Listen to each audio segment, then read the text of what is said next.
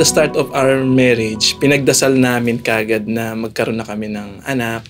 After 2 years na buntis ako, pero it was a quick pregnancy. On the 7th week ni baby, nawala na siya ng heartbeat.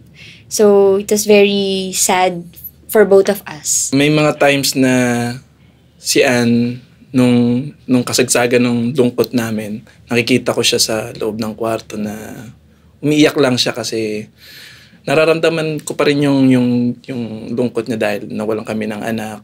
Pag nagsisimba ako, naiyak pa din ako. I asked for Mother Mary's intercession. Sinasabi ko sa kanya, Mama Mary, please give me a chance na maging nanay din, kagaya mo. Pag nakakita ko ng mga kaibigan namin na nagkakaroon ng baby, nalulungkot ako, may kurot sa puso. Babiyahe lang kami, may nakikita kami mga, alam mo yun, yung mga tao naman hindi naman nila plinano magkaanak pero nagkaanak sila. Parang napapatanong kami, bakit kami wala pang anak? Bakit kami hindi nabibigyan dahil gusto naman namin. Tapos yung iba minsan pag nababaltaan namin sa balita, sa news yung mga nag-a-abort na baby, talagang naiinis, nagagalit. Even to the point na parang bakit sila Lord, hindi naman nila plinano, hindi naman nila ginusto pero meron sila. Pero kami gusto namin, pero bakit wala? Yung ganon. Umabot kami dun sa point na parang bahala na si Lord. Kasi nag-seek kami ng doctor's advice, then we went to medications, ganyan. Nakakapagod physically and emotionally kasi every month hintay ka, ganyan. So wala. So dumating ako sa point, pumunta ako sa doctor, sabi ko, Doc, ayoko na, tama na. And then we prayed, sabi ko, tama na, hintayin na lang natin. Bahala na si Lord kung kailan.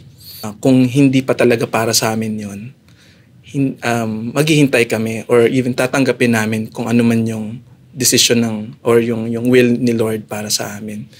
And at that point, doon ko na nilet go yung frustration, yung mga negative feelings about waiting. On our 7th year. 7th year. We found out na buntis ulit ako. So, it was an answered prayer. And pinanganak namin yung baby girl namin, si Liana. And we are so blessed and grateful kasi hindi na namin in-expect sinurrender na namin kay Lord. Pero at the very unexpected time, the Lord gave it to us.